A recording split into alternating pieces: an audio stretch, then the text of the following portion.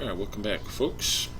And here we go for today's session, War Drums in the West. Alright, so you find yourselves once again in the small town of Loudwater, where you've done many adventuring contracts for. Most recently, there is an attack by the Ice Queen in the north that was severely hampering Loudwater, and they were overcome by huge drifts of snow and whatnot. It's still in the middle of winter, but the storms have been abated since the Ice Queen has been defeated. But recently, the orcs have been emboldened for some reason and have been attacking in ferocious waves from the forest off to the west, Medieros Forest. Once again, Stanel, with the town council, summons you to his chambers, where he stands in front of the table and says, "Greetings, adventurers." He goes, "It seems there is no end in sight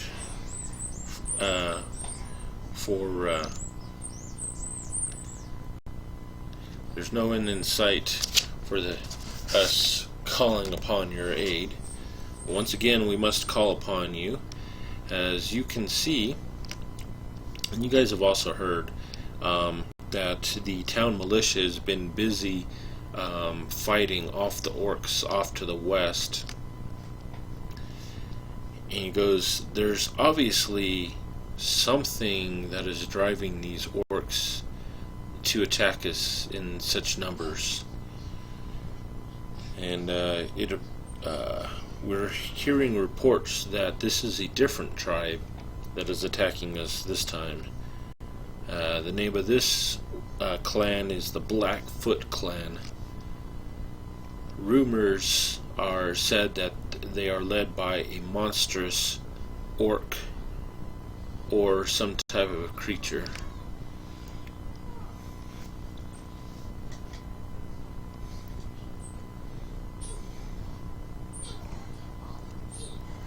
Interesting, but what do you want us to do? There's just 4 of us. Well, while our militia keeps the bulk of their forces at bay along the walls here, we'd like for you to skirt around, find out the leader of the Blackfoot, and possibly take him out. As usually whenever you take out one of the orcs' leaders, usually it helps to solve the problem for a while, as they tend to fight amongst each other, trying to find out who's going to be the new big bad leader. Take him out? Heck, why don't we just strike him till he's dead? Yeah, if you so warrant, then do so. He goes, but unfortunately, the militia doesn't have the force to push the orcs entirely back and completely wipe them out. All we can do is kind of contain their attacks here on the gates to the city of Loudwater.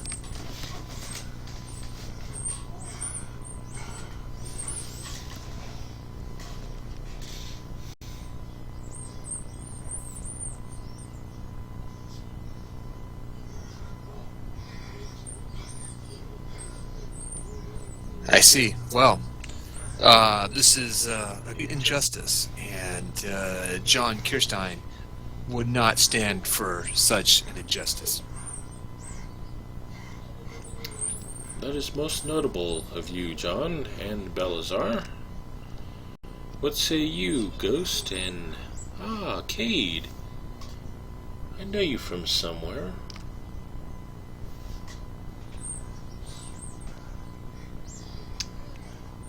Cade adjusts his hood, gazing from beneath the shadows that it casts. Did you mention what we get in return for helping you? No, I have not. And with that, he turns around and walks around the other side of his desk there, and pulls out a small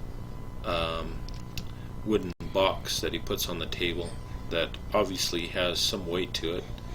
He sets it down, and he opens it up, and he goes, "We have collected some more funds. Although at this rate, the city's coffers will be emptied pretty quickly if all these attacks keep happening. But we are more than willing to try and pay you to help ward off these attacks."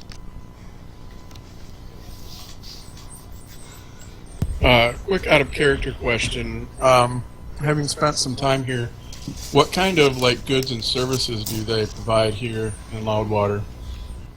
Do they do any logging or mining or construction or anything like that? They do a significant amount of logging. There's actually a big lumber mill here in Loudwater. There's some logging camps up to the north that where they chop down the trees, sit them down the river here to Loudwater, where they are processed into usable lumber. That's their biggest source of income here. Well, if it is true as you say that you're growing short of funds, perhaps for my payment we can work out some kind of deal. I do find myself in the middle of a project that requires some construction, and I could use some lumber for that. And with that, he smiles and he goes, "Now that would be a fair trade and something we could definitely work out."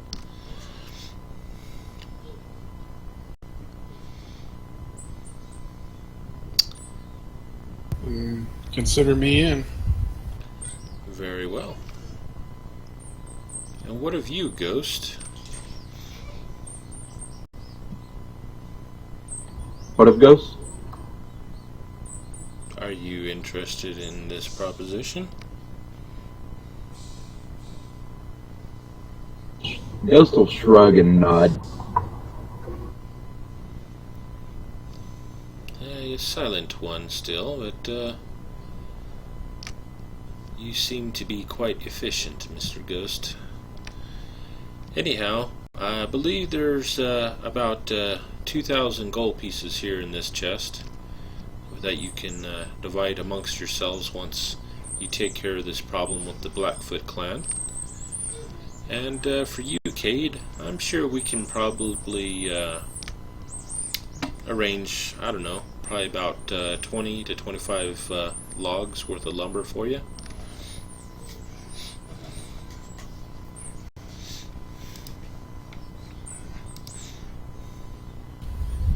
Cade pulls out a parchment and writes down the details of where he would like the materials delivered.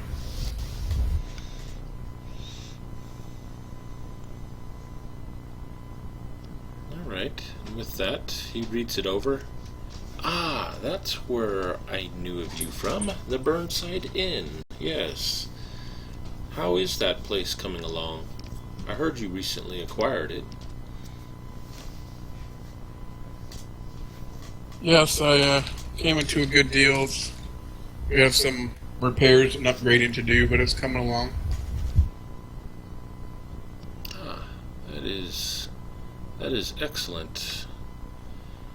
It's good to have you here, Cade. Yes, and if you and your friends ever need a good getaway, you can come there. We'll soon have exploration guided tours in the caverns below. Quite interesting stuff. Ooh, that does sound interesting.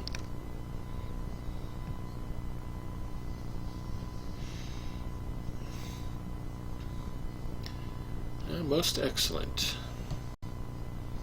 Well, we'll start trying to gather some people to start hauling that wood out to your place while you're away. as it's probably going to take some time.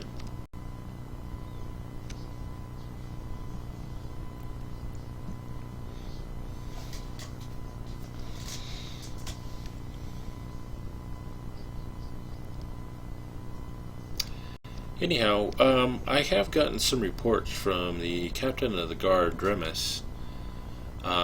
He believes, and with that, he takes out a large parchment and unrolls it, and you see kind of a map of the area.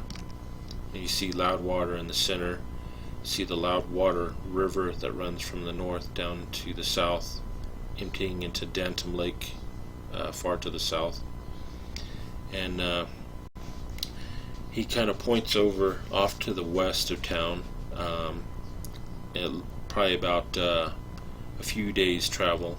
There's a huge forest there called the Medieros Forest, and he goes, Dremis, he's busy trying to keep these orcs occupied, and they seem to be, the orcs are definitely coming from Medieros Forest. He believes that if a force was to possibly go south towards the Dantum Lake and skirt around towards the west from down there, they should have no problem getting around without the orcs catching sight of you and getting behind the battle lines. But where do they reside? We don't have that information available. So we'll have to gain that information as we go. That is correct, John Kirstein. But that is why we also hired Cade here, or summoned Cade, as he is a notable map taker. So possibly, if he has maps of the area, he might be able to help. If not, I'm sure he'll be able to map some of this out for future ventures. Well, I too am an outlander, and one of the things we're known for is our ability to travel without getting lost and mapping, so I think we'll be able to manage this. Ah, that is most excellent.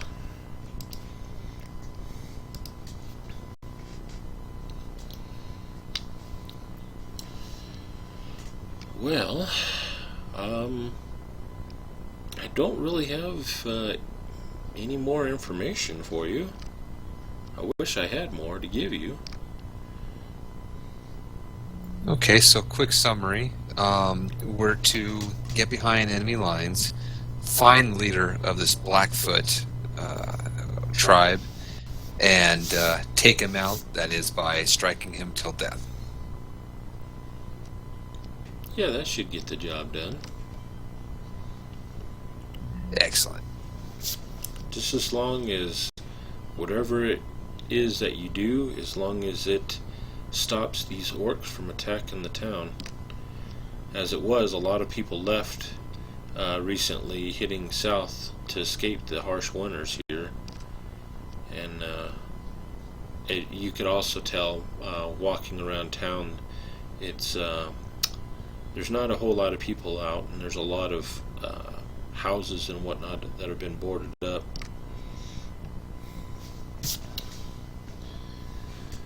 So it'd be nice to take care of these threats so that people will start returning to Loudwater.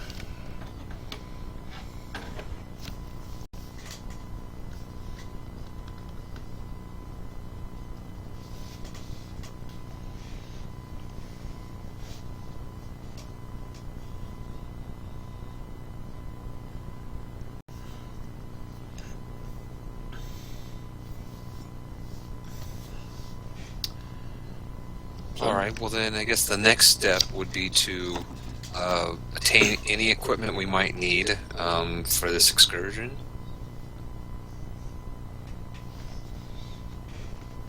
Yeah. You guys got everything we need?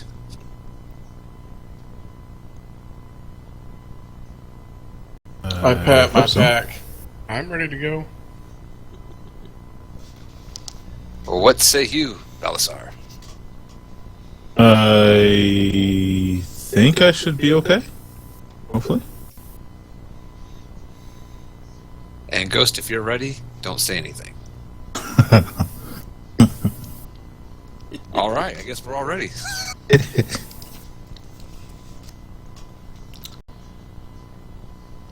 All right, so you guys heading out then, or? Yeah, I think we're ready. All right, so how about are you going to go? Are you going to go directly to the west, to the forest, skirting through any skirmishes that are currently happening? Are you going to try and skirt around those?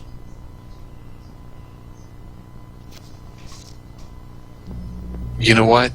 If we skirt around them and whatever's in the forest is going to come after us, what if we just tiptoe precariously close to the skirmishes, but just slightly around?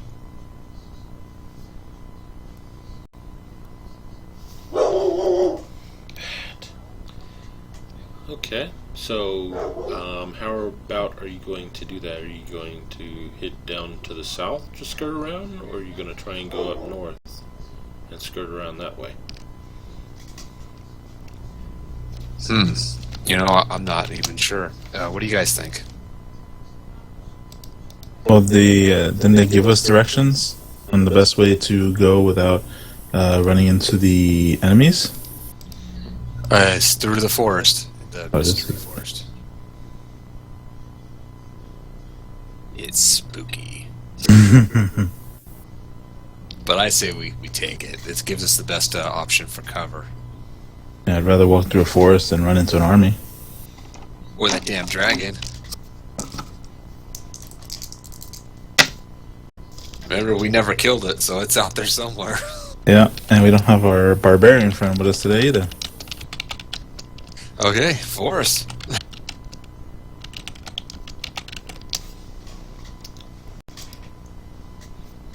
Alright, so you guys were going to head down to the south and skirt around? Is that where that forest is? Meteor's Forest, it actually is a huge forest that runs up to the north as far as you can see, and it tracks along the west of you here for quite a ways, almost all the way down towards Dantum Lake. So it's a pretty big forest.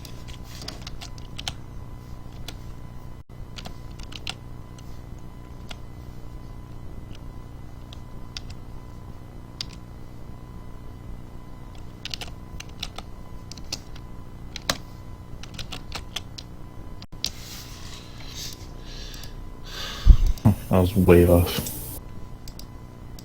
I didn't think you were off.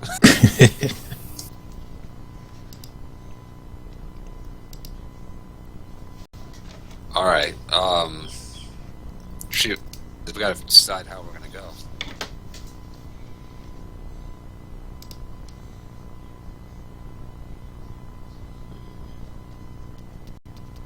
I try to recall the directions that the captain was giving us.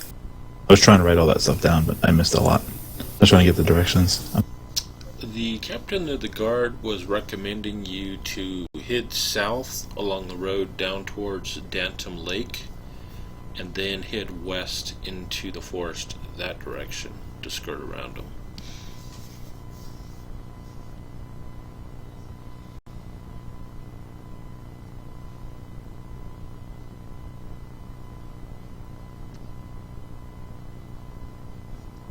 Well, then I suggest we do that then. I'm game. Let's do it. Captain of guard for a reason. Alright. So you guys set out. It is currently about mid-morning. It is in the middle of winter. It's a bit cold and nippy out, but it's nothing like it was a few weeks ago when you guys were battling the Ice Queen. Currently it's an overcast sky. There's some snow on the ground. Once you leave the town, it's probably about an inch, not an inch, about a foot deep. Clearly, the snow levels have dropped. Anyhow, you follow along the road, or what you can make of the road that leads to the south for quite some time, passing by some farms and villages. Most of them have been boarded up since the last time you guys came down this direction. It appears that even people south of town here have left and headed south for warmer climates. You find some, you also pass by some old cornfields that looks like people just abandoned them since some of the corn stalks are starting to wilt and fall over on them sides. Some of the scarecrows look at you menacingly as you pass by. And you travel for the better part of the entire day.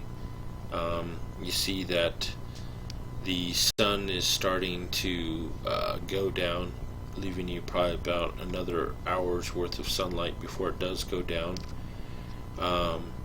Off to your left, as you're looking down and to the left, you see Dantum Lake just up ahead.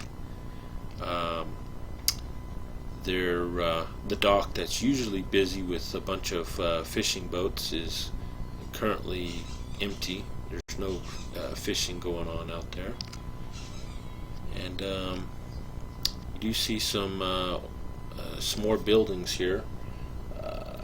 See probably about 6 of them kind of huddled around where the docks are. And you see a few people looking out through some windows as you guys are coming down. Some of them wave out to you, calling you guys by name. Hey, Balazar. Remembering Balazar. And I believe Ghost was Hello also there, friends. Oh, what brings you down this way?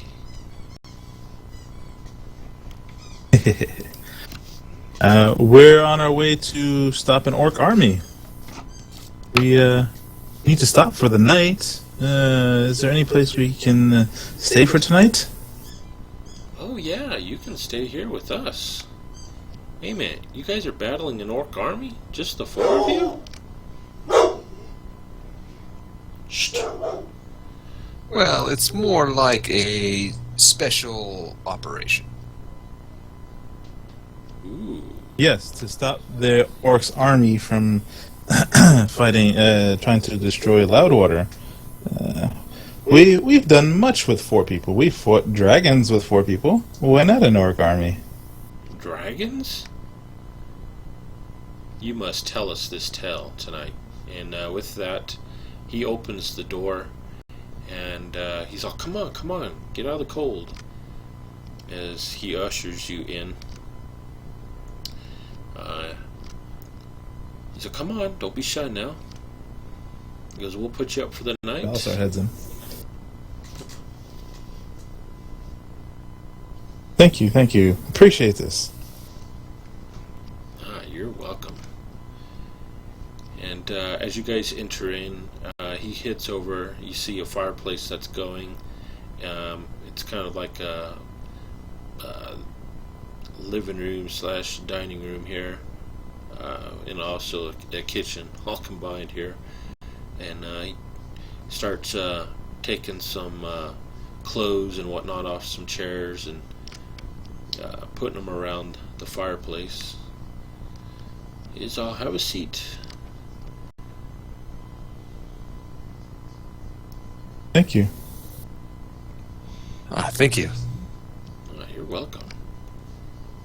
He goes, yeah, my family, they went down south for the winter since it was getting pretty bad.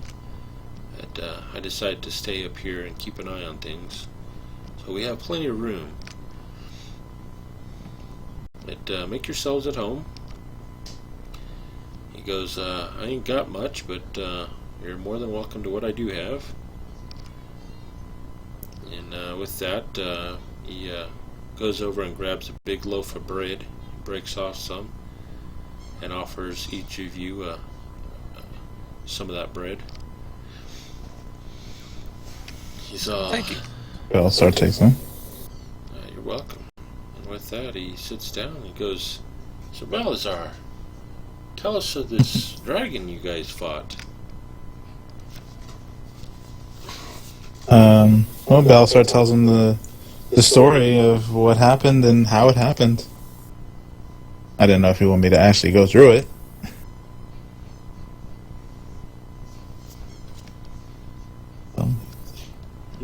It was huge.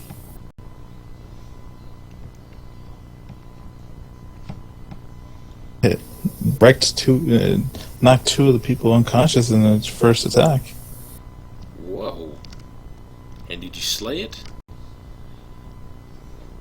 Unfortunately, no, it flew away just as we were getting ready to deal the killing blow. Ooh.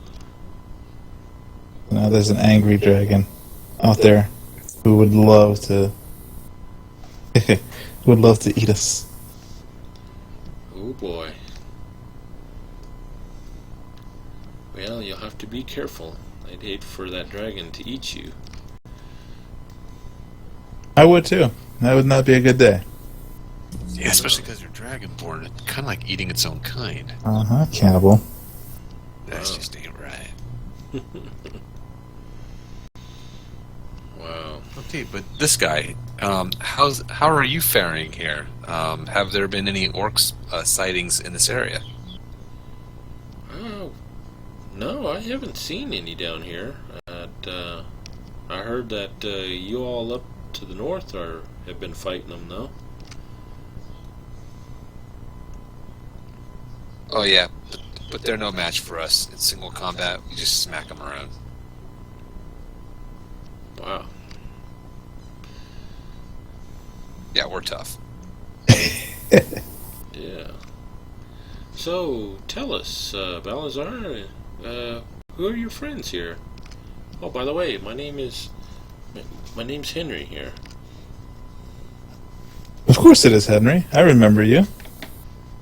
I helped you.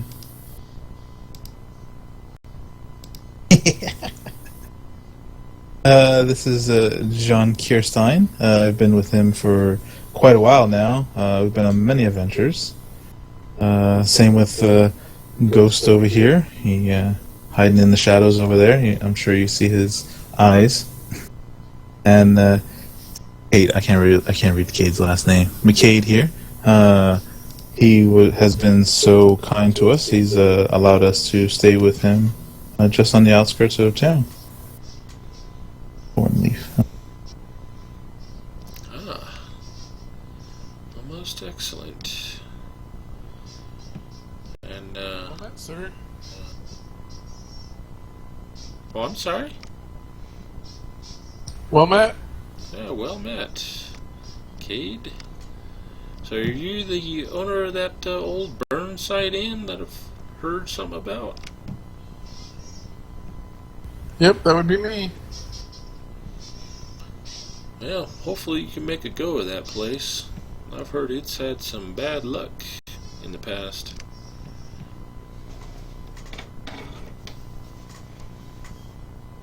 It has, but I think with a bit of halfling luck, everyone will be surprised how well it'll do. I'm excited to hear it do good.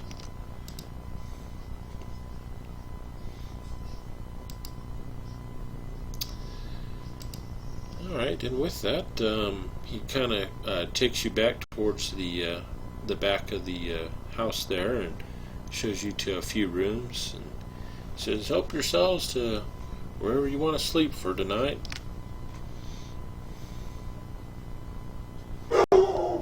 Sweet, thank you. I appreciate your Henry. hospitality. If you find yourself down my way, just mention my name and we'll hook you up as well. Okay. I will. I will definitely stop by if I head that way off towards Wargsville.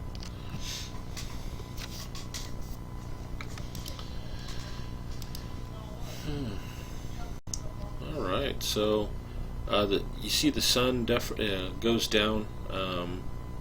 It's now nightfall, and you guys probably exchange more of your stories amongst each other through the night.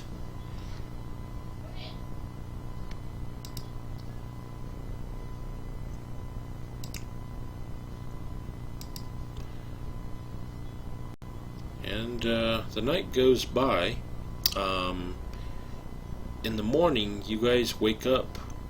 You hear horns off in the distance to the north. Warhorns. Do they sound crude, like crude horns, or like well-crafted horns? Well, to your ears, they do appear to be pretty crude. Uh-oh. That sounds like orcs. Cade rolls to his feet, instantly seeking the shadows. Belisar gets dressed as fast as he can. Right. Transforming into fighter mode. And you guys see Henry kind of startled as he starts going around, opening up the shutters to the windows, looking out, trying to see what's going on. He said, I don't see them. I don't mean they ain't there. Belisar says, Henry, stay away from the windows. You never know when a stray arrow might pierce you. He must get you to safety. I'll be safe here. Does he have a back door, Keith? No, he just has the front door. But you see him go over to that main room, and he kind of parts a rug. He moves it out of the way, and you see a pull ring that he opens up, and you see a trap door on the floor there. He says, "This is where I'll hide if they come." And with that, you see him. He hits down there, and he reaches over and grabs something, and he's all, "I'll get them damn suckers with this." And you see he points up with a crossbow.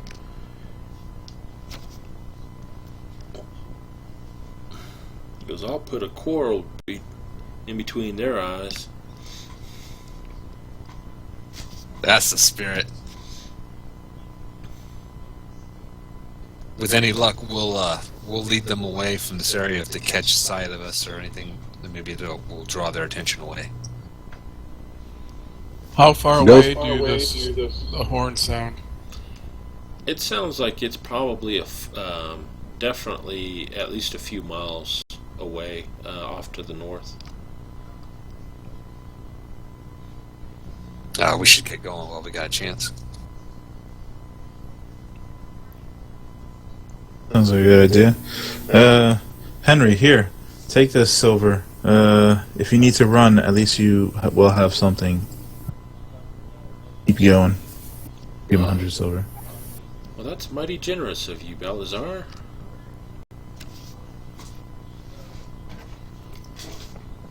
All right. Let's see if we can make sure these orcs don't come this way.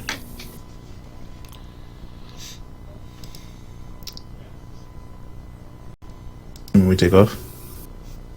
Alright, so you guys gather your belongings and you head out the door.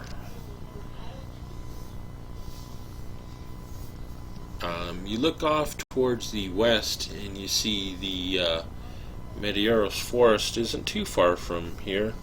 Probably about an hour's travel, and you'll be in the outskirts of the forest. You look about. Once again, it's currently overcast. It's pretty cold, but it's not snowing or anything at the moment.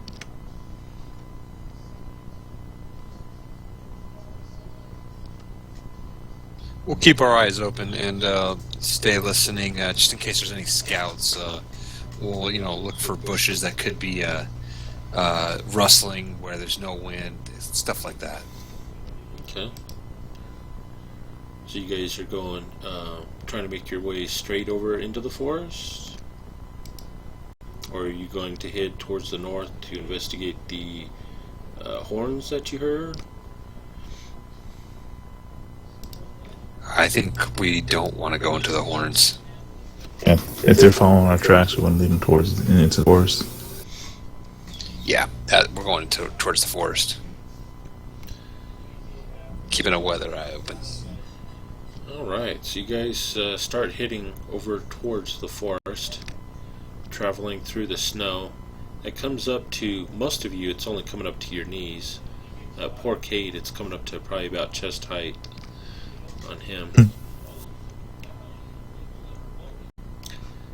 Yeah, it would be near the back to follow the trail that they make as you're walking through.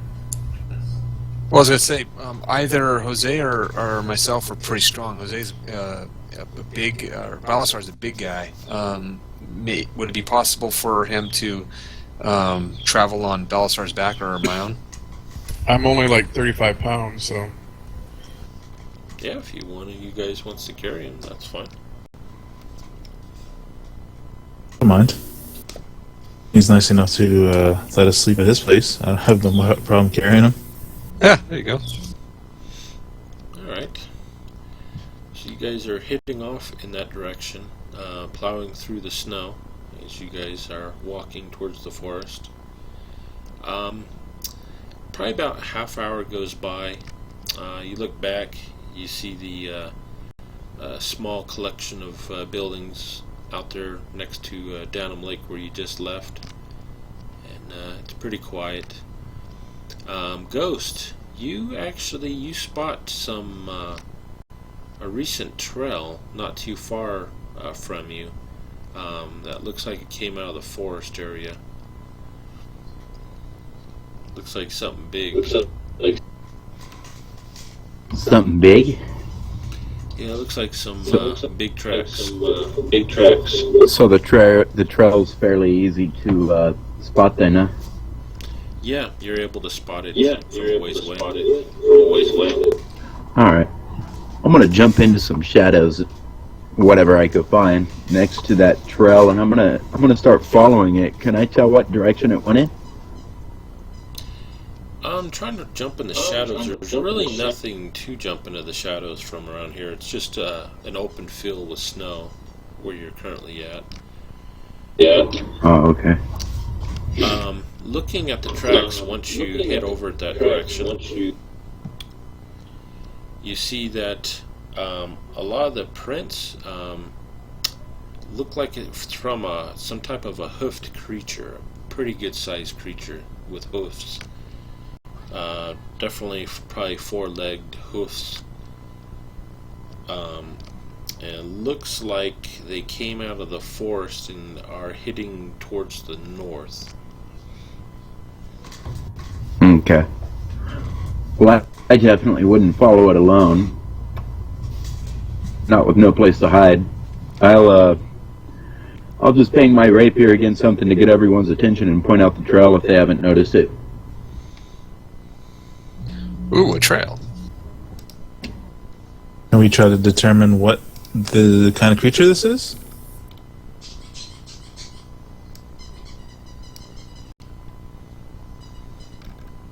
What's that, a nature check? Yeah, you can make a nature check. See if you can discern what type of a hoofed creature it was.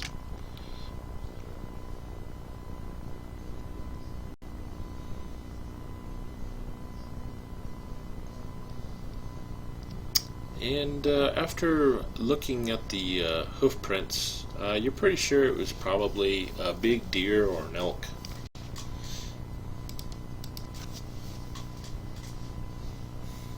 Interesting. But why would it go north?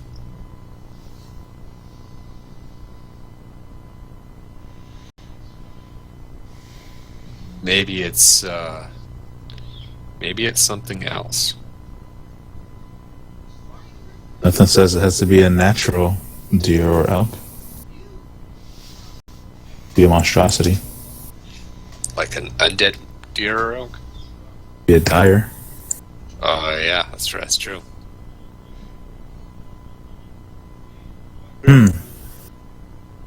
And which direction were we traveling in? West?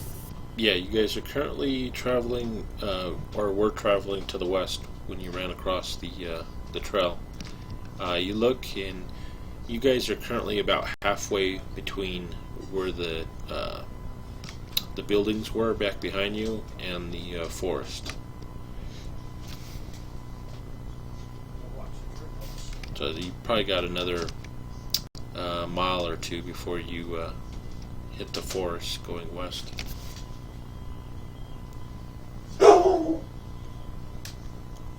Alright, well, what do you think? Keep an eye out for these things as we continue on our path? I think so. Fair enough. We must stop the orcs. More than our curiosity is wondering what kind of creature that is. Well, it could have been a tasty elk.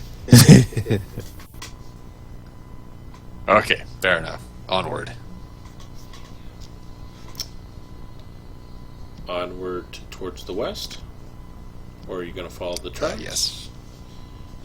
No, we're going to ignore the tracks and we'll go towards the west. Alright. So you continue onwards. Another half hour goes by. And you enter into the Medeiros forest. It's a pretty dark forest. It blocks out a lot of the sunlight coming in. The trees here are really big old growth trees, and there's a lot of that are intertwined in between each other. You come across a pretty good sized trail.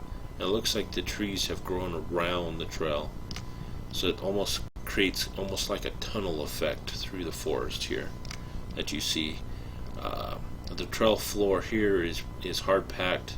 Obviously, it's seen a lot of traffic through here. And there's a little bit of snow from the snowdrifts of blowing snow into the forest here. Outside of that, there's not a lot of snow that has actually fallen through the canopy high overhead. And it's pretty dark in there too. Yeah, it is pretty dark. There's a lot of shadows, and there's some sunlight that trickles through, but there's not a whole lot. I need to light up a torch to... Yeah, for those of you who do not have dark light vision, you can see, but you don't have a whole lot of sight available to you without a light source once you get into the forest.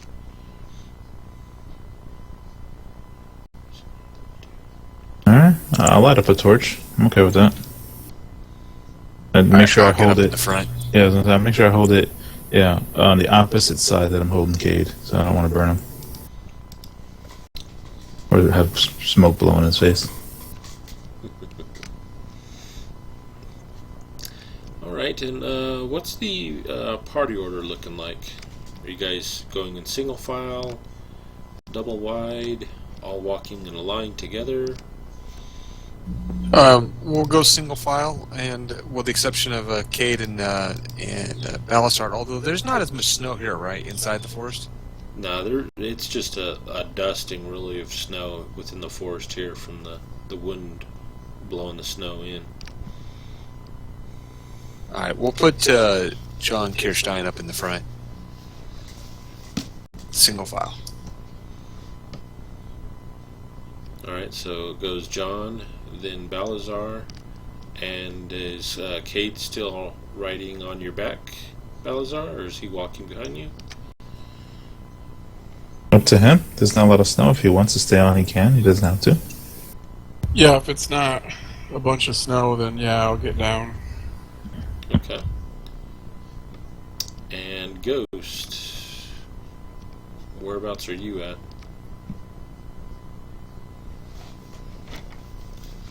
In the shadows. Yeah, Once more, if there's nowhere to hide, I'll just be somewhere near the back of the group, I guess. Okay. We're in the forest now. I bet you there's lots of shadows. Yeah, there's quite a bit. Oh, if we're in the forest, yeah, quite a bit. That's Ghost for you. He's gonna sneak near the back of the group.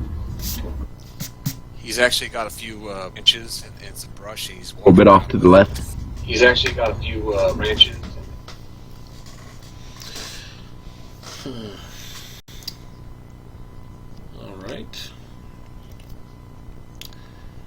Alright, so Balazar lights up a torch to give you guys some more light in here.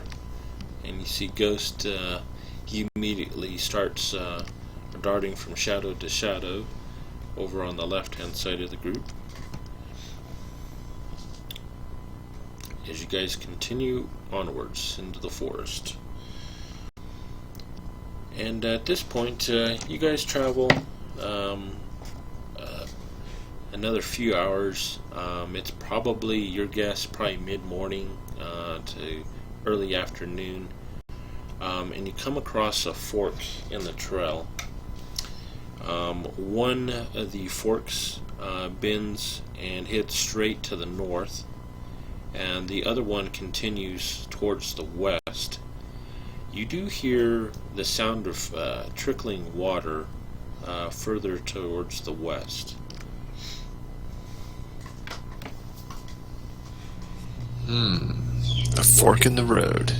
Two choices. Trickling water to the left, but nothing to the right.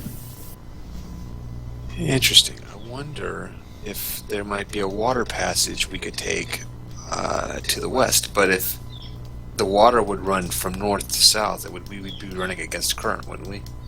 Yes, you're correct.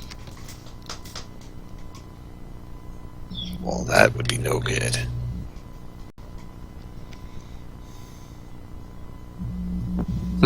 Well, we're traveling to the north. What if we just take the north road?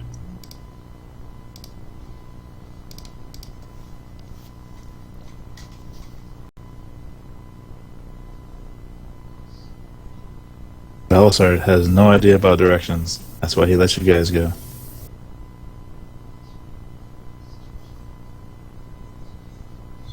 Alright, well, tell you what, I'll put up a vote.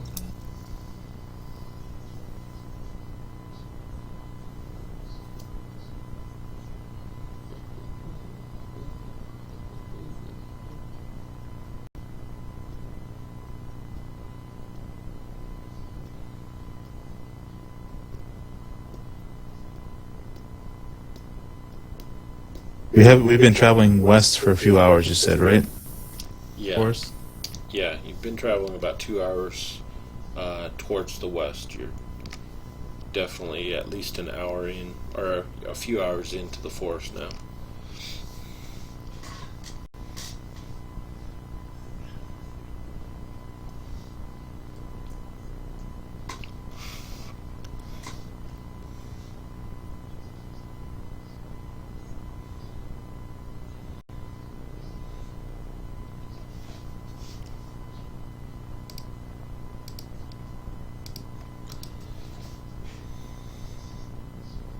So which way you guys gonna go? Alright.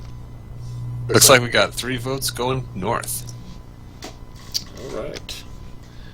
So you guys turn directions and continue along the path, but this time taking the path that heads towards the north. You travel probably another couple of hours through this thick forest, the huge old growth trees, hearing the birds chirping and whatnot. And up ahead in a small clearing you can see the sunlight filtering through a break in the canopy, and it appears to be some type of altar along the side of the road on the left hand side. You see a bunch of flowers that were obviously cut and laid next to the altar. And you see some coins, just a bunch of different tokens that are left next to this altar along the road here. Are there any visible engravings or some kind of symbol of any kind by this altar? Actually, you do look at there is some writing on there, and let's see if any of you guys can read it. Give me a second to look at your characters.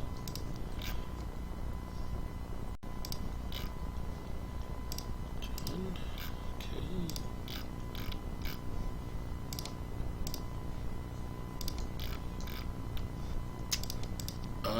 John, you're actually able to read it. It is language in Elvish, and it appears to be an altar to Corellian. Whoa. Okay, we may have elves in this forest. Well, I would say definitely, actually. How can you tell that? This is a altar to Corellian. He's like the father of elves, I believe. Well, actually, I don't know if my character knows that or not, but anyway, it's like a altar to an important elvish deity.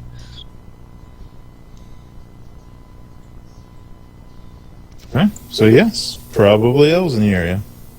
Is that a good thing or a bad thing? They generally don't favor outsiders. We should stay on alert. Well, if there are elves in the area, do they like orcs? No, they hate orcs. Well, perhaps the orcs are not here. Oh yeah, good thinking. Okay, all right, let's continue on. All right, you guys continue on, heading north again along the trail here, and another few hours goes by, and once again, up ahead and to the left, you see a break in the trees, and there's a huge meadow off to the left, and where you can see the sunlight coming through. And in the middle of the meadow, you could see what appears to be an old statue, but it looks like it's been busted up on the ground. Also, as your eyes are drawn in that direction, you see all about the area. There's arrows all over sticking out of the ground, and you see some corpses up around the statue area. The statue is probably about 100 feet away from the trail that you are currently on. Or you can continue towards the north if you so desire. I was gonna say, from where we're at, can we tell the corpses like what they are or were? We need to investigate. They're humanoid creatures. Possibly humans, elves.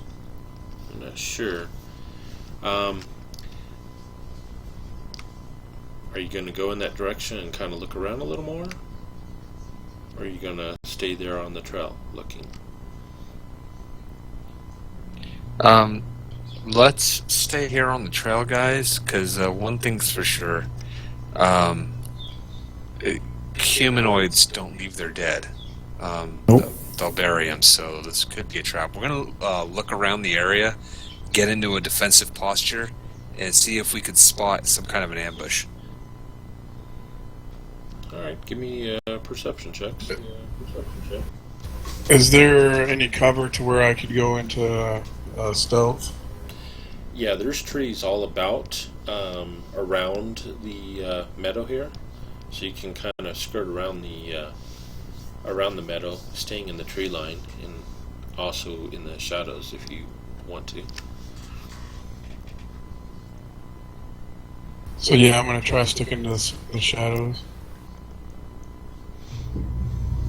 I want to go the opposite way of Cade and make a circuit around this area. Okay. So Cade and Ghost are staying in the shadows and are wandering around the perimeter of the meadow. And I guess, so does that mean John and Balazar, you guys are heading into the meadow to take a look?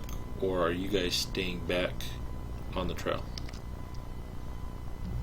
First, I'm going to kind of rally our spirits with some encouraging remarks, to be strong and stand fast and give us some temporary hit points.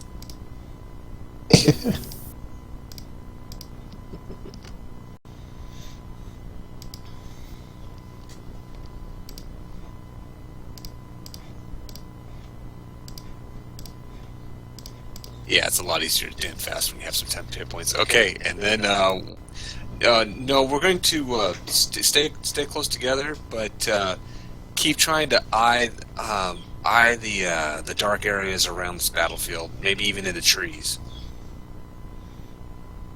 Okay, so are you guys moving into the meadow, or are you staying behind? What do you want to do, Balasar? First, I think we should go towards the edge of the meadow and the forest and look around from there, see what we can see, and then make a decision from there. But Balasar is going to put, not drop the torch, but put the torch on the ground where it won't burn any of the forest, so he can pull out his sword and shield just in case. Alright. Well, as you guys are entering in at the edge of the meadow there to further look, you notice the different types of arrows sticking out of the ground are definitely vastly made different. Some of them are made with crude, thick twigs with some black fetchings on them, and crude iron metal tips.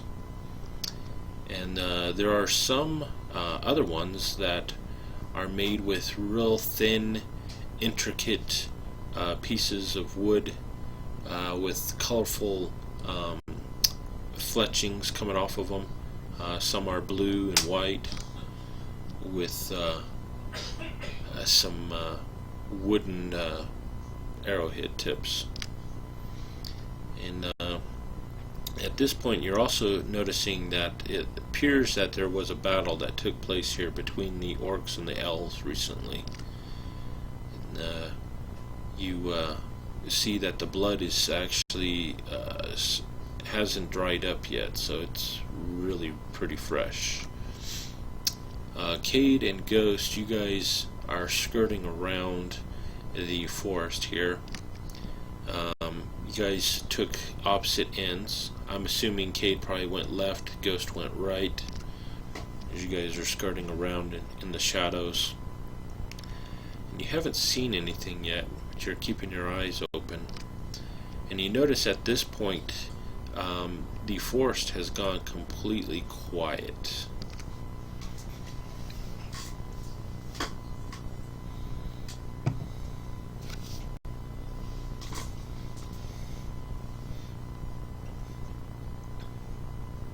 What do you guys do?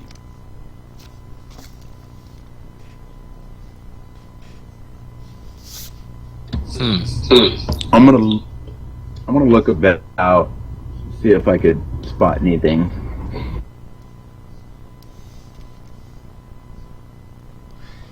Spot anything in the meadow, or where are you looking? Where am I? You're along the right edge of the meadow. Yeah, there.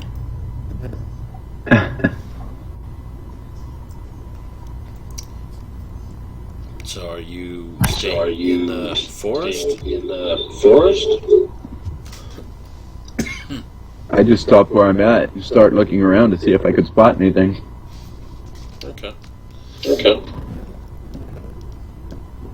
As soon as the that go silent, I kind of do the same thing. I kind of crouch down. Well, not that I'm already not like really to the ground, but I kind of crouch down and close my eyes and just try to listen with everything being quiet to see if I can pick up on anything.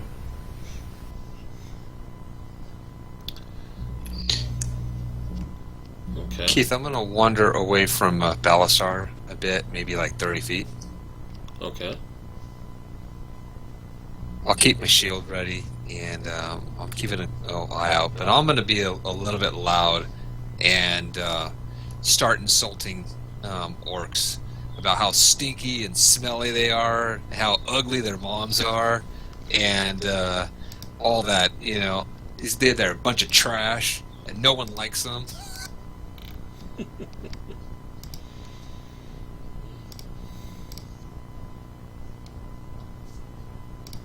And none of them has the guts to ever step out in front of me. Alrighty. See here.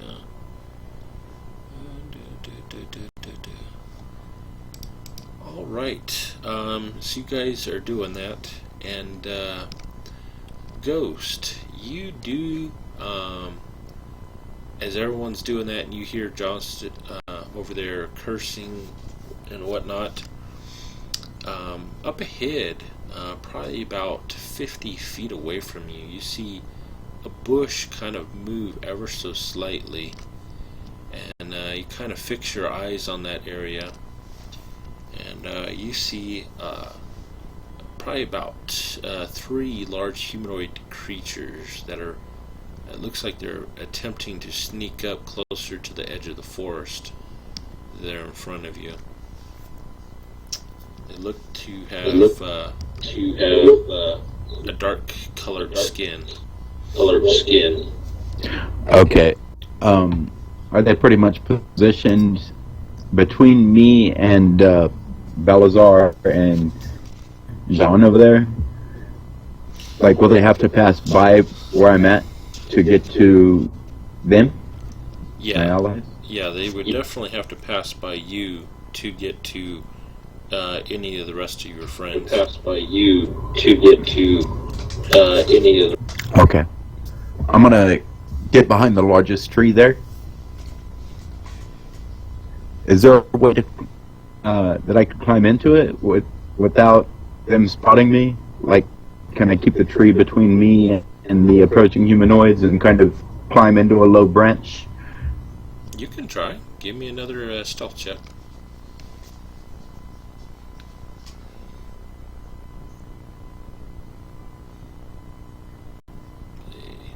15.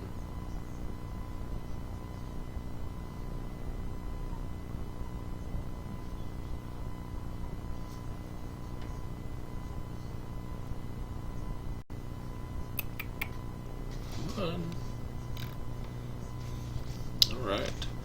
So you start climbing up the backside of a pretty good size tree there.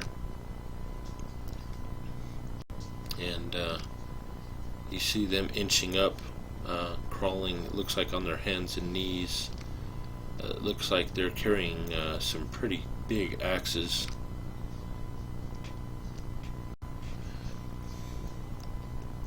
I'm just gonna ready an action for them to pass. Whenever they pass by my tree, I wanna lash out. So I'm going to. About how far away are they? They're about 50 feet away from you. All right. So I'll lean against the tree a little bit, kind of crouched in a low branch, and I'm going to meditate and obtain my psionic focus, and that's all I'll do for now. Alright. About that time, the orcs, they stand up and look off in your direction, Ghost. One of them pulls out a horn and blows it.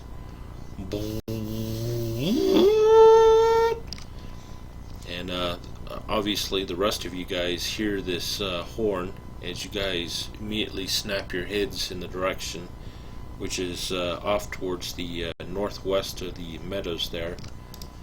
As you see 3 large humanoid creatures, and at this point you can definitely make out they're definitely orcs carrying great axes. Looks like they start rushing towards a pretty large tree there at the edge of the forest. I'm gonna take off after him. Alright. Everyone can go ahead and roll initiative.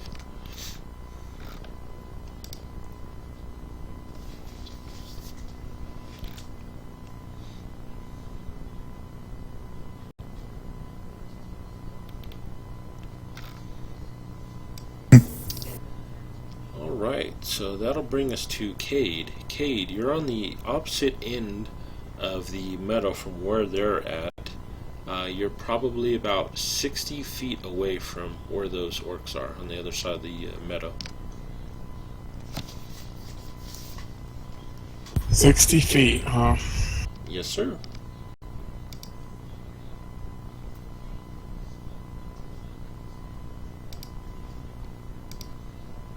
Oh, damn, 45.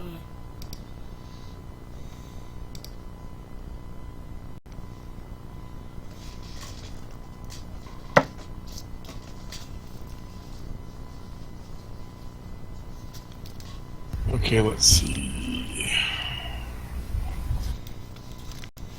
And that's the only thing I noticed, right, is the orcs. Yeah, you don't see anything else, just these 3 orcs, one of which is just below the horn, the one in the back now. Okay. I'm going to first spend a Kai point for Step of the Wind to do a dash bonus action, which should easily catch them up because with dash my move would be 90. Oh, wow. So basically, yeah, I'm going to, when I hear the horn and I see the orcs moving, I'm just going to move like the wind, barely even touching the ground as my legs move in a blur to run the orc in behind, that's in the very back down. Alright.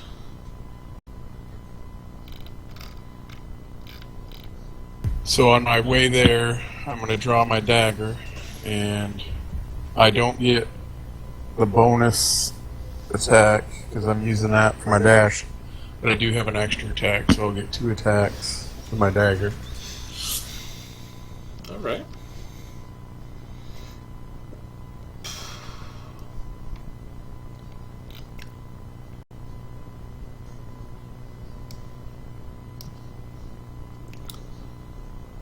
That'll hit.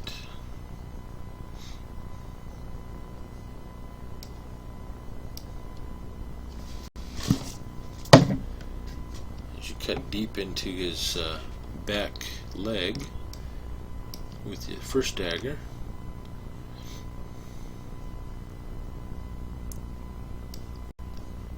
And that's a killing blow. Go ahead and describe it. Basically, down in the shadows, the horde alerts him to the presence, and of course he can see them running. As I said, he just moves forward, basically like the wind, barely even touching the ground, and he quickly gains on the orc, and almost too fast to see, he just does a like a prison style shivving, jabbing his dagger into the back of the orc several times. Shanked him. Nice. Alright, that'll bring us to John, Kirsten.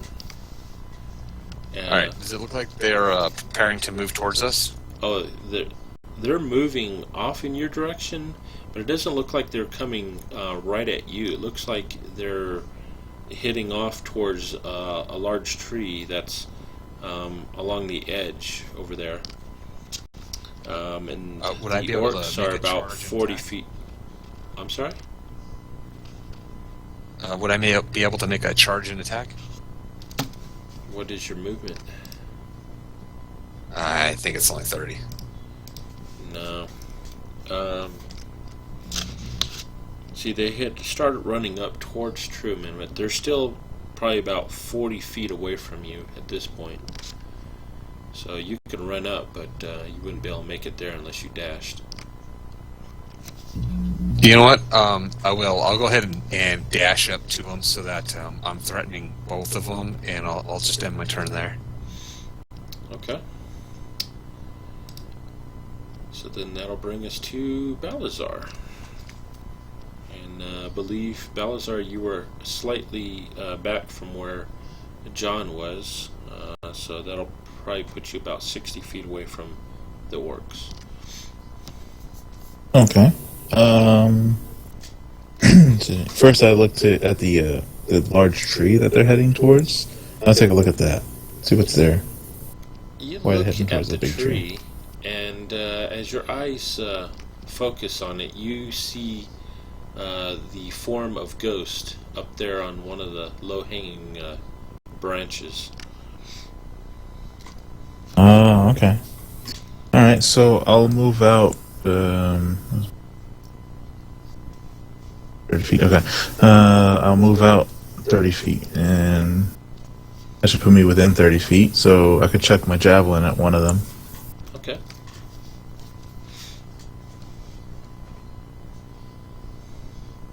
Go with one because it's.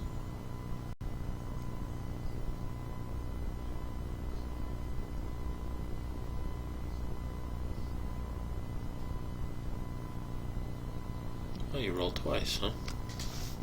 Oh, is that what it? Oh, I'm sorry. Why did it roll twice? I don't know. First one was a fumble. Second one was a hit. So I guess we'll go with the first one, though. Okay. Yeah, I don't know why it rolled twice. As the javelin streaks out, and it lands right behind John. John, you hear a thud as the javelin lands right by your left foot, back behind you. A quick praise to Taimura. Alright, Ghost. Your turn. You look down and you see the ghosts, you see the orcs that are rapidly approaching you. They're about 10 feet away from you at this point. You see Balazar, you see Cade, he's already taken out the last one, and John's just ran up and is right next to both of them. Okay. Ghost is kind of confused about how they detected him. When he meditated to gain his psionic focus, did he empowered minds? Did he what? I don't know if that's possible or not, but did he feel any other psionic minds or? You didn't feel any psionic powers coming from him. Okay. So maybe they just spotted me. All right. And they're already in melee combat with some of my allies. Yeah, there's John's currently engaged with them, as well as Cade. Okay. And are they still 50 feet away? No, they're only 10 feet away from you at this point. Oh, okay. So John and Cade is locked in combat? Yep. Alright. I'm gonna back up the halfling, so I'll leap down from the tree, come down in a tumble, and sprint out for the one that Cade's attacking. Okay. I'm going to draw my rapier in my left hand, and I'm going to unleash my psionic focus to summon a saber with my ability for. Oh no, that takes a whole action up. Yep. I'll just draw my rapier and dagger, and I'll run into the orc on Cade. Since he's locked in. Dead, isn't it? Is it? Yeah, he's shrinking. I got two next to me. The one that Kate caught up to, he just stabbed him to death. Oh, cool. All right. Well, I'll go back up. Then. That would be the obvious choice. Or was that Balazar? Balazar still has like 10 feet to catch up to us, so he was chucking. Okay. 30 feet. Okay. Oh yeah, that would still be tossing that 10 foot. Terribly So I'm pretty sure I missed with the rapier. I'm gonna follow up with my dagger.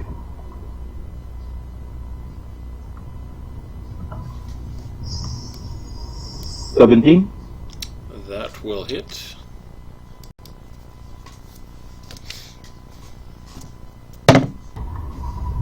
All right. Let's, I'm gonna use backstab with that. I could use backstab anytime I have an ally within 5 feet of the enemy I'm attacking. Yep, that's me.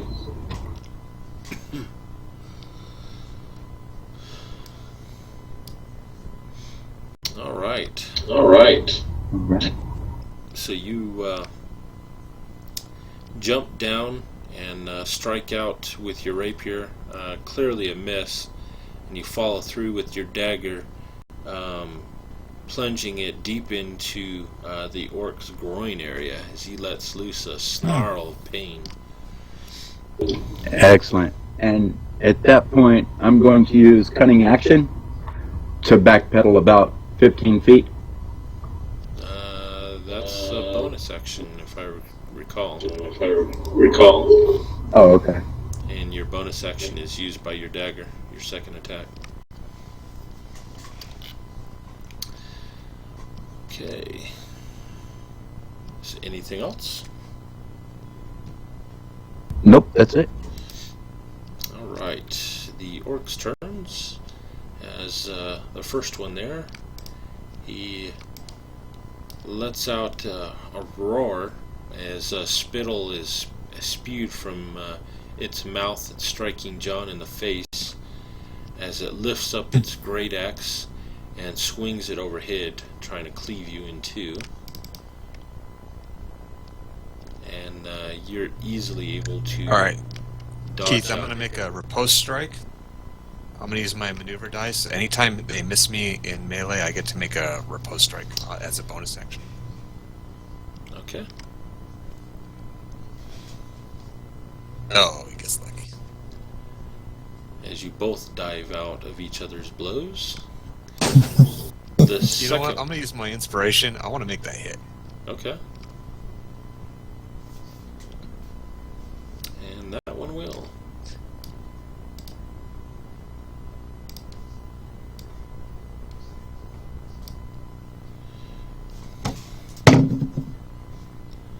Alright, Okay. as you bring in your sword, and it hits its chest area, as he grunts out in pain.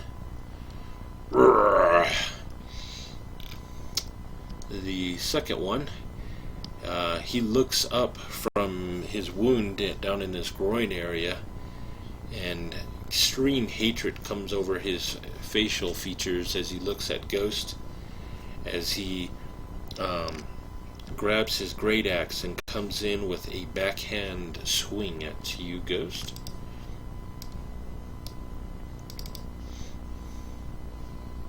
Ooh, that's going to hit. As he cuts deep into your left shoulder, you hear some bone crunching. Alright, Cade, you're up.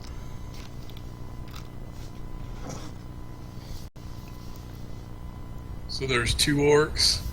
They're right by where we're at. Yeah, these orcs are, they were the ones right in front of the one you just took his back out of.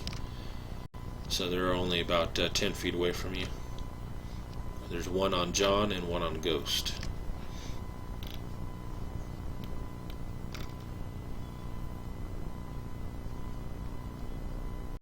Okay. The one that just cut into Ghost with his axe. I'm going to charge him first. Cutting with my dagger.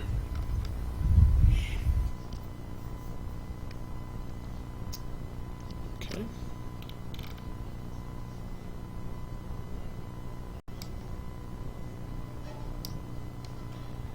And that is a miss. Okay, then I'll continue the movement using the momentum, to spin around and kick out at his knee. And what would be a high kick for me, most likely, but still the same. I'm kicking at his knee. Nice.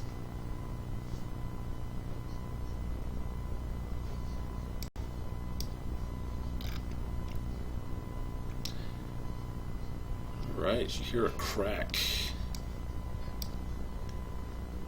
as you hit into his knee, and he grunts out in pain, and he looks around bewildered and sees you and looks down, and he just kind of laughs and snarls at the same time. As he does that, I flash him a grin as I strike up with my dagger straight up into his groin with my extra attack. Oh, nice.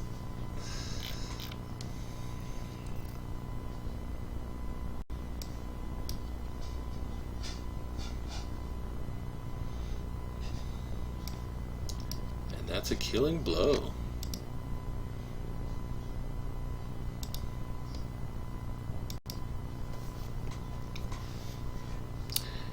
As your dagger plunges into its groin area, it howls in rage as he looks down upon you again, and he drops down to his knees, and you see his eyes roll up into the back of his head as he drops limply to the ground. When he falls to his knees and his eyes start to glaze over, I just reach out and give a lunge backwards. Nice. Alright, John, you're up. Alright, well, I get 2 attacks, so I'm going to lay him on this guy.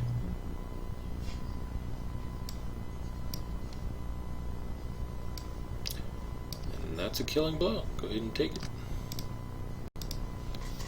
Alright, seeing the orc is distracted while watching its partner fall in death, John Kirstein quickly sees the opportunity to thrust his sword through his chest, and spitting on his victim while he falls to the ground.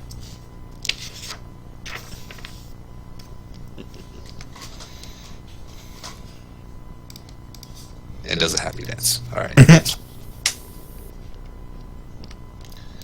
Cool.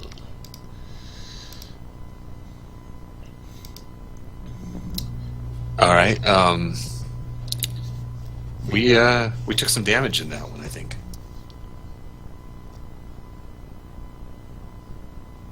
A little bit.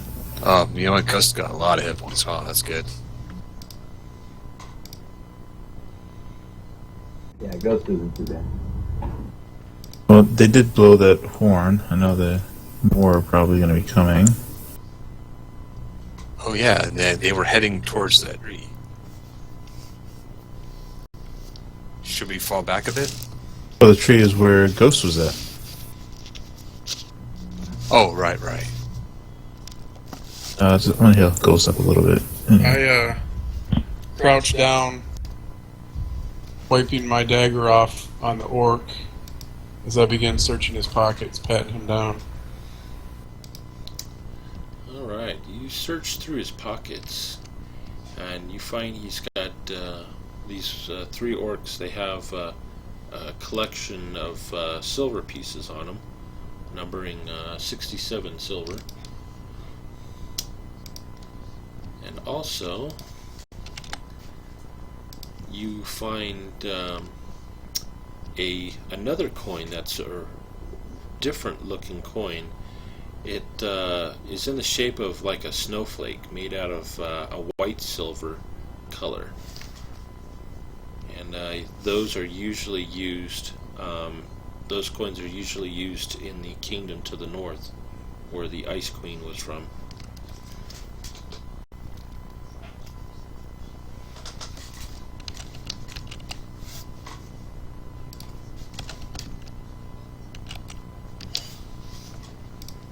Interesting.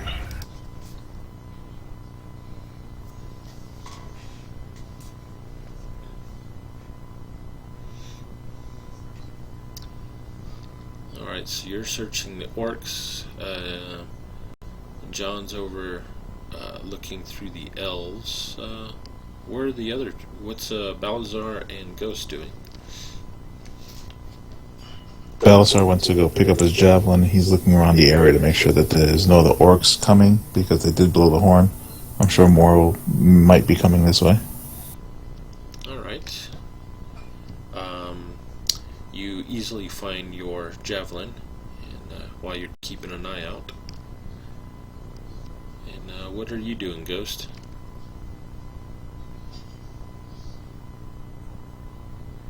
Waiting for everybody. Okay. Alright, John, as you're searching through the elves, all of a sudden an arrow shoots out from the woods to the west. The rest of you guys, Cade and Balazar, well, actually all the rest of you see this arrow streak out, landing inches from John Kirsten's hand. Looking at the arrow, it's one of these fine, delicate arrows, and right after it lands next to John Kirsten, you look over and you see a band of about half a dozen wood elves appear from the woods to the west,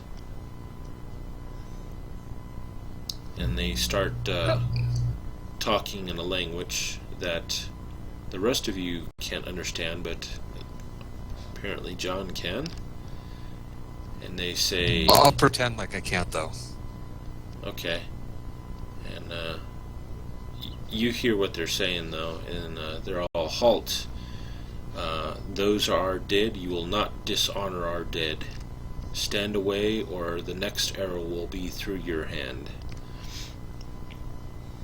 Okay, well, I can guess the implication just by their body language, and I'll back away, have my hands raised, but in comment I'll be like, "We mean you no harm. We just killed a few orcs over here, and we're assessing the area. Who are you guys?" We are the wood elves of Medeiros Forest, and you have come across one of our battles with the nasty Blackfoot clan.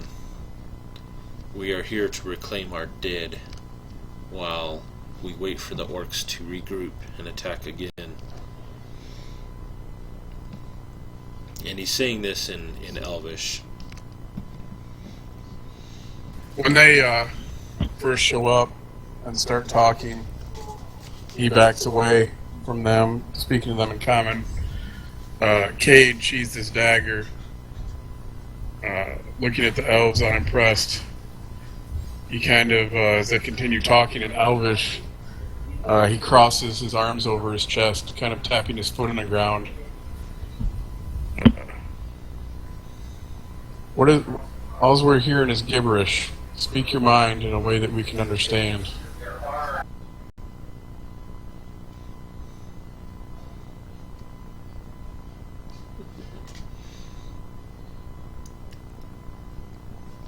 And with that, they kind of tilt their heads, like they're trying to understand what you're saying.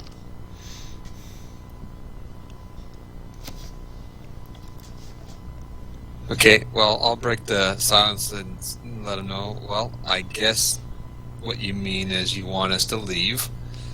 Well, let us leave in peace, perhaps? And they start speaking again in Elvish. Oh, you're communicating to them in Elvish, John? No, I'm talking in common.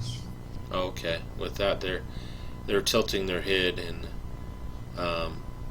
you see they've got their arrows trained on you guys, and they start approaching as if they're not afraid of you, and they point down at their fallen brethren, and they wave their finger like you would shake your finger no to a child, and then they point to you guys, and they point off towards the north.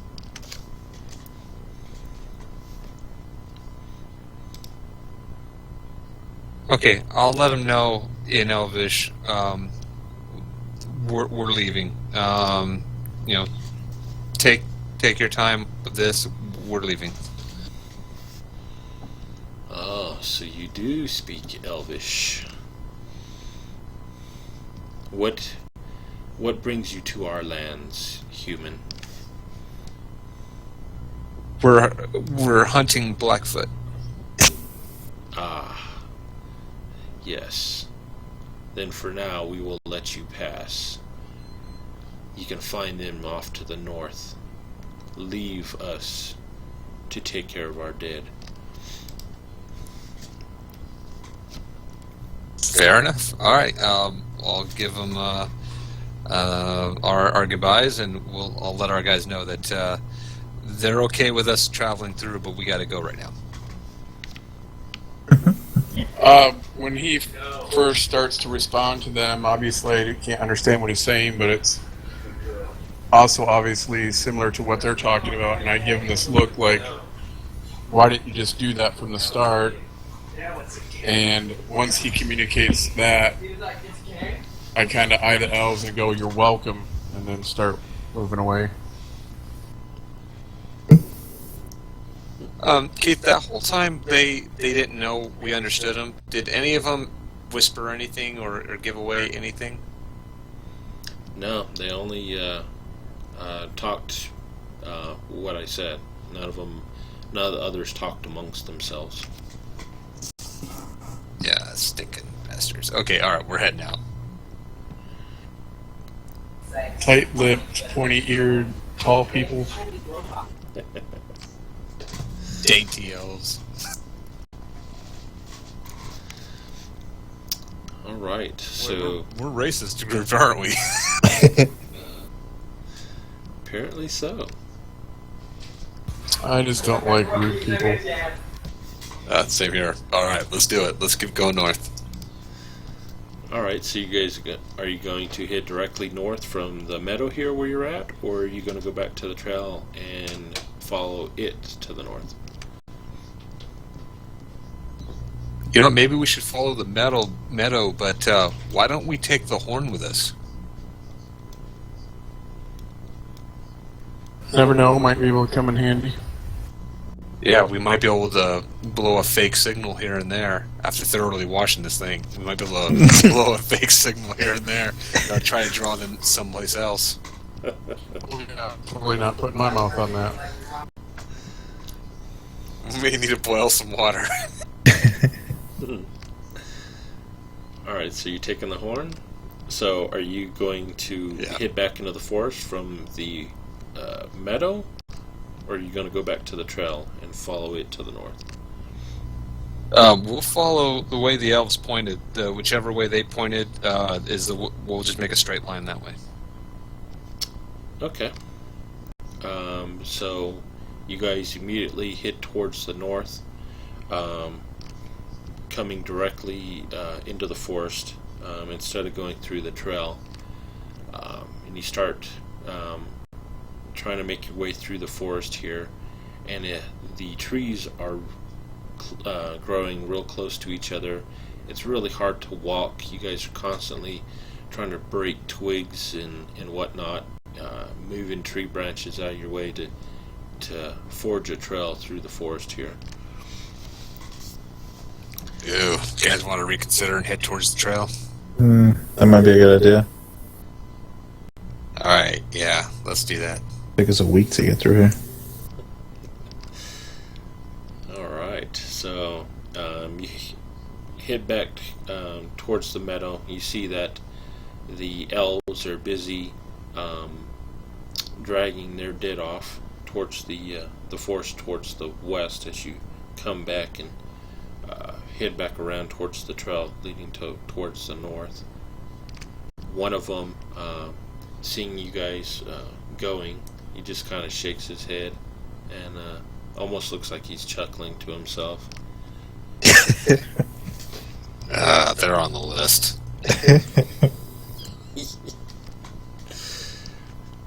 Alright.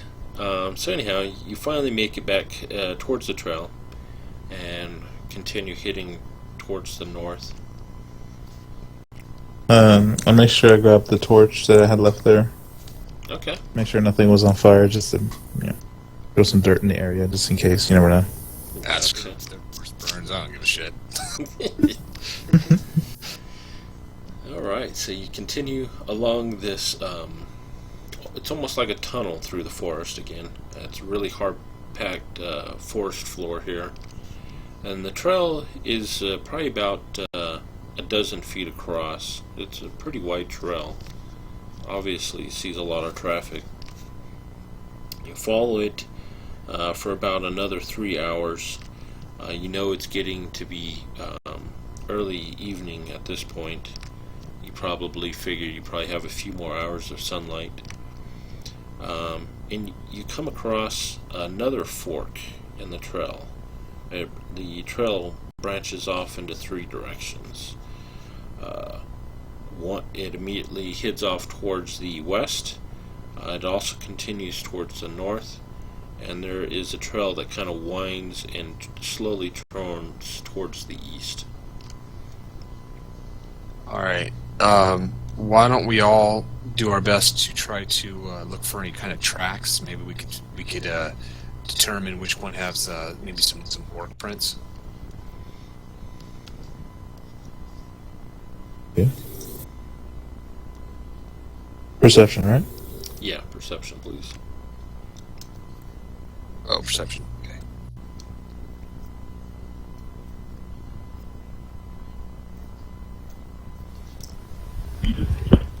If doing like tracking, looking for tracks and stuff, wouldn't I be able to use my survival for that? Oh yeah, you could do that. Oh, way better at survival.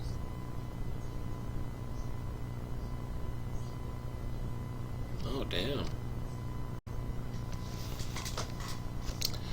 So you guys stop and look around, and the trail here is really hard packed. It makes it very difficult to pick up any tracks. John Kirsten, he's like a bloodhound, and he sets to task and starts looking around for the tracks, and he finds an area where some of the snow has dripped down from the canopy above, and they're lying in the middle of one of the trails that heads off towards the west. Sure enough, he can clearly see a footprint of an orc heading towards the west. Oh yeah, some pig shit walk through here. Alright, this is the way we want to go. I'll take front and we'll continue marching down that direction. Alright.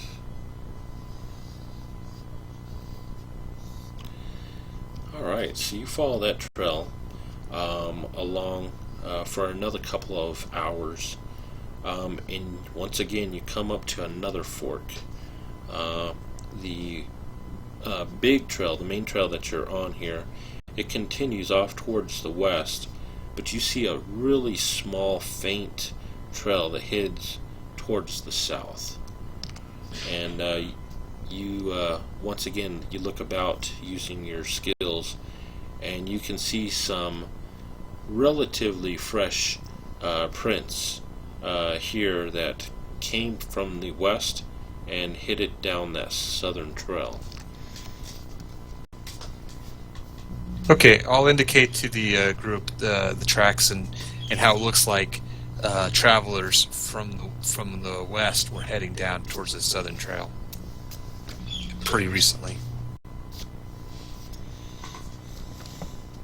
And I'm pretty certain they're orc prints. Oh yeah, you're positive. That's my blood enemy. All right. What do we say? We go after these guys?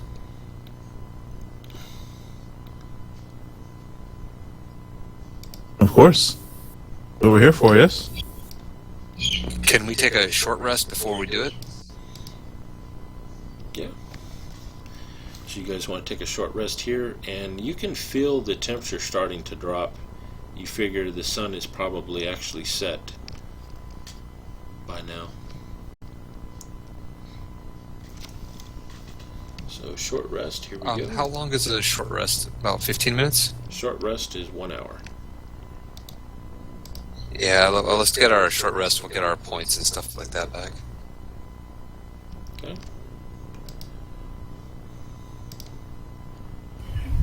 During the rest, I will break out the stuff that I had from our little mountain adventure in the snow, the extra blankets that I purchased, and the heavy coat, and just be all bundled up against the weather.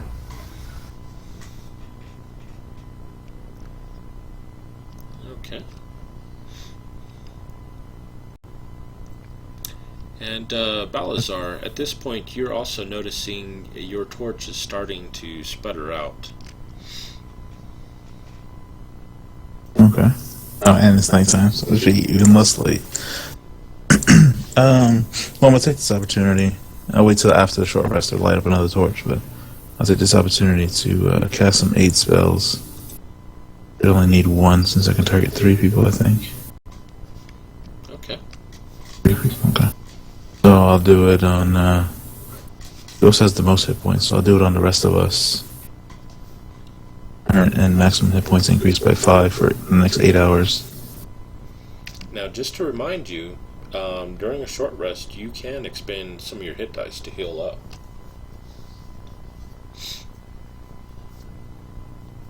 Yes, Ghost. He only has 5 damage. I'm just doing, because it'll raise up the maximum hit points too, because I see Kate only has 36, so a couple attacks need to drop. So the extra 5, you never know, might help. Oh, okay. Guys, I'll be right back. Okay.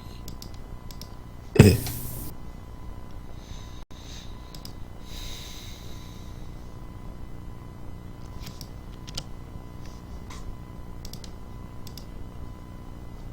Alright, so who are you casting 8 on? Cade, John, and Balasar. Okay.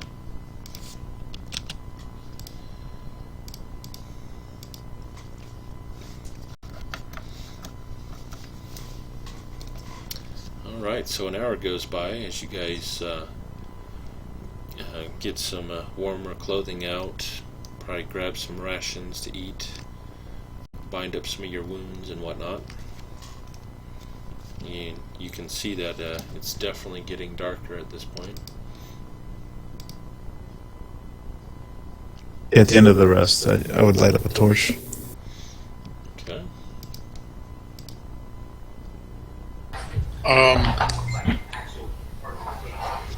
It's like dark out, you said it's night? Yeah. I'm gonna go ahead and spend a point to cast Dark Vision on myself. Ah, nice. Okay. So that'll last 8 hours. It's only 60 feet, but I mean, it's pretty good. Cool. Okay. Kate, you want to take front then? You'll be able to point out and call out anything that a lot easier than the rest of us. Yeah, I don't have a problem with that. I'll be right behind you.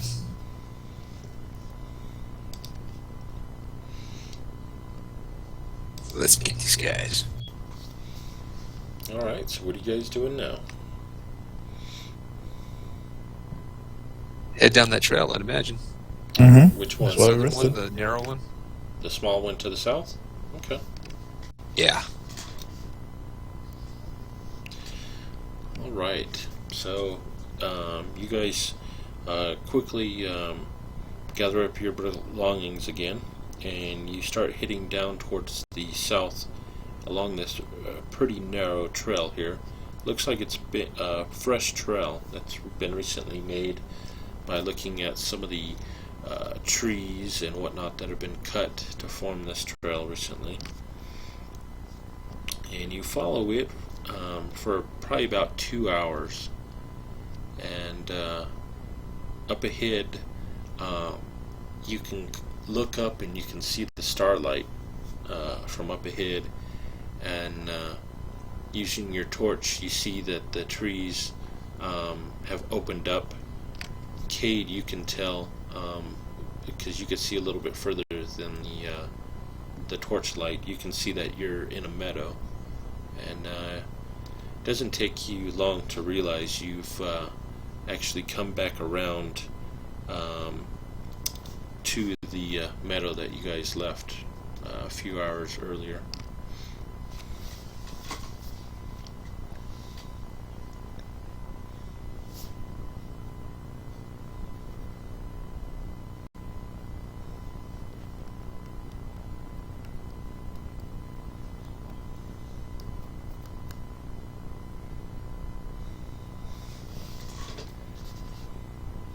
So we head back.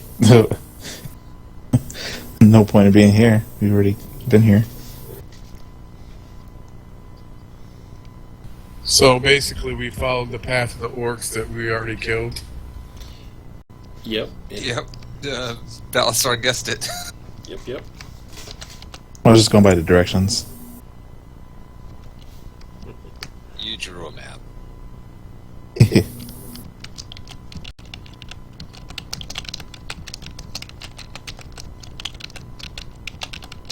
Alright, well,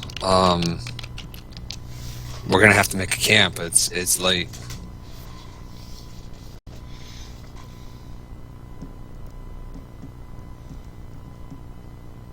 We'll set up a watch, maybe. I'll take first watch.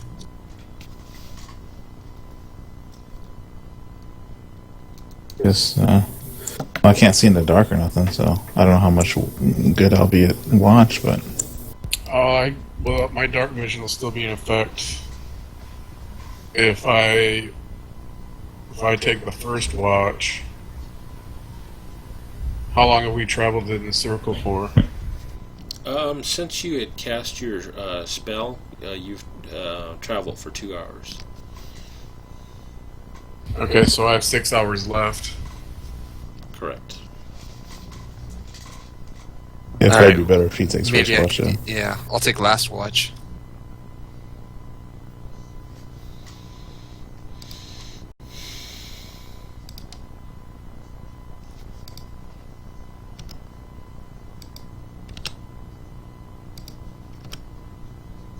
Sound good to you guys? You guys want Cade to go ahead and take that first watch? Yeah, so he has his dark vision. And then, what about Ghost? Ghost, are you going to be taking any? Is Ghost around us? Yeah. I'll take a watch with Cade. All right. You'll take a watch. Why don't we do it? Cade, Balasar, Ghost, and then myself. We'll all just split some time. All right. Keith, what I'm gonna do is... Oh, crap. Yeah. No, never mind.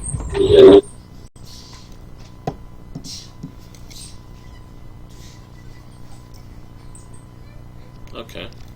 So Cade's going to take first watch. Ghost is taking a second watch. Yep. Balazar the third, and then John, you're taking a fourth watch. That's correct. Okay. All right. I need for each one of you to go ahead and roll a d6 for me. Uh-oh.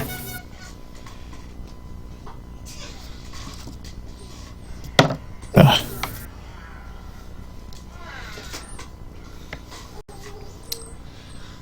All right. So Cade takes the first watch after everyone gets set up. Are you guys... are you setting up a campfire?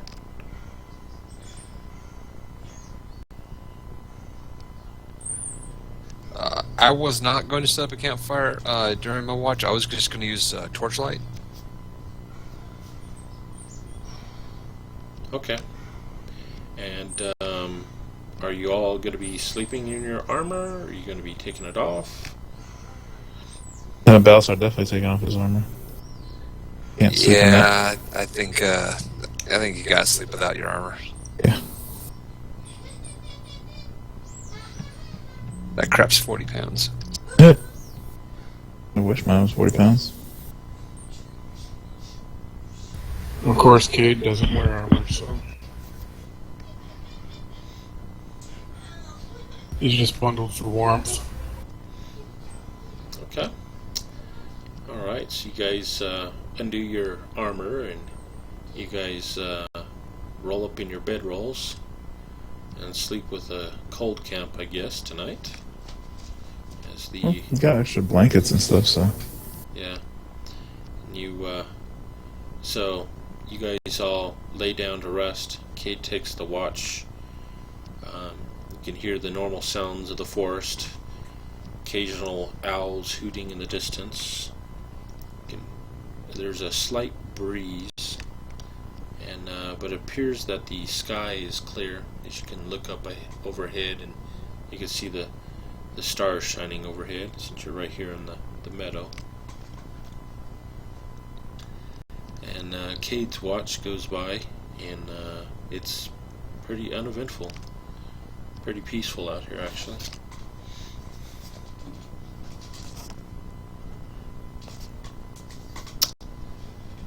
And then it's time for Ghost's watch.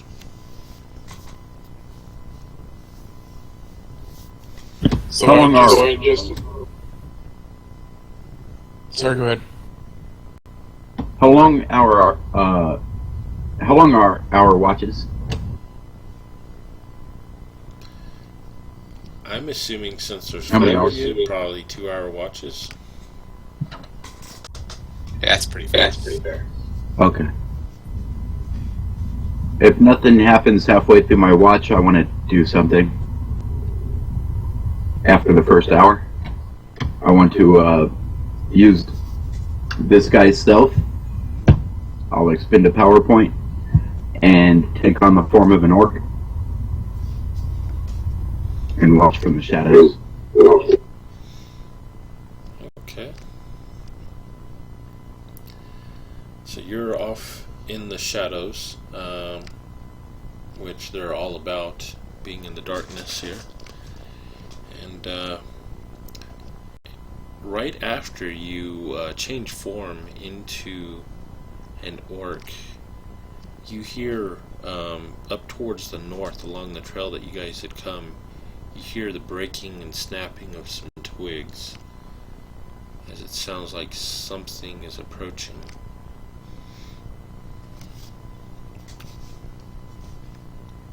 Alright. I'm going to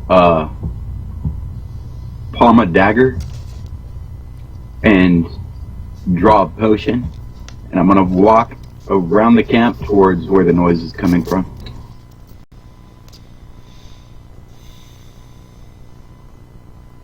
Still trying to remain kind of stealthy, though. Alright. As you get towards the north of your camp there, looking off down that trail, you see about half a dozen orcs walking down the trail. And let's see if they see you.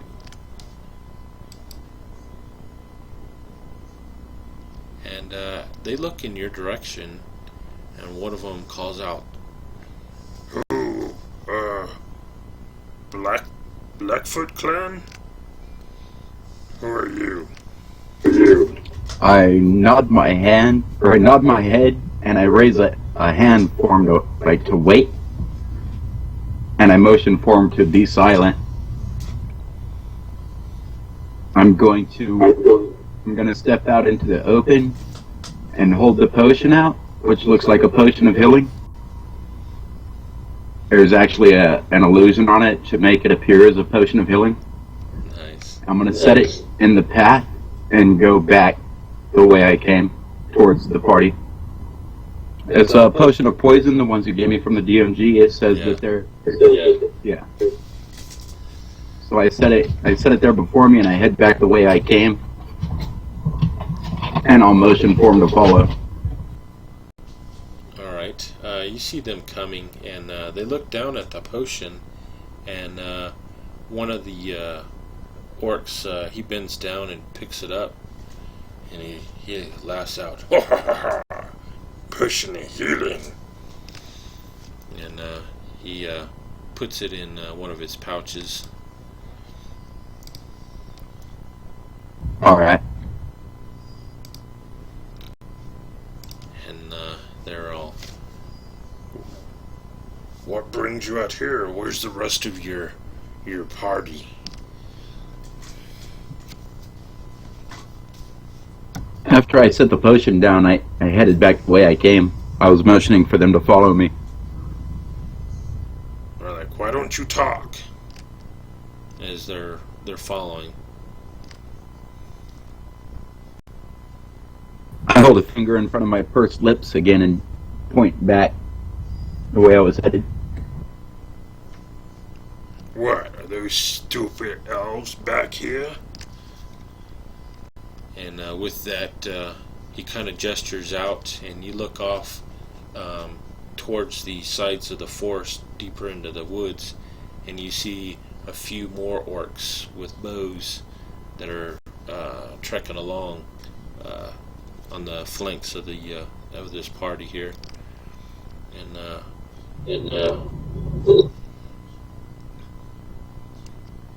he's all, Alright, I kind of want to slip off the path and into some shadows, if I can. okay.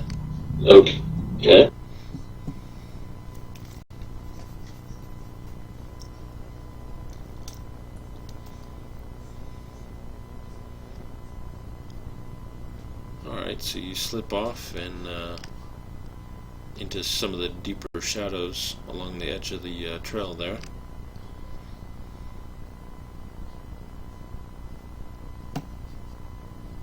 And with that, they're all, "Sounds like elves up ahead. Prepare yourselves to kill them." As you see them all starting to take out their axes and whatnot, and he calls out, "Burgish, there are elves up ahead." And you see from further down the trail, you see a couple more figures coming down the trail from back behind this. Obviously, it's a hunting band, and you see one of them's dressed in some wolf skins and whatnot. Another's carrying a big old staff, gnarled staff. "Ah, we will slay them tonight." And with that, you see the one that was you were initially talking. He reaches down into some of his clothes, and he pulls out a horn similar to the ones you guys took earlier. And he holds it tight in one of his hands as they all start creeping up towards the edge of the meadow at this point. Obviously preparing for some type of combat. Alright. I'm trying to push it to the group.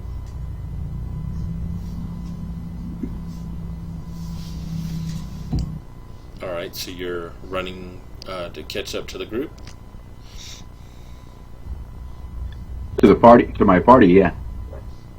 Alright, so you book it as fast as you can, knowing that danger is really super close to the rest of your party, and you make it there. Alright. I'm gonna run up to him, start slapping him on the neck,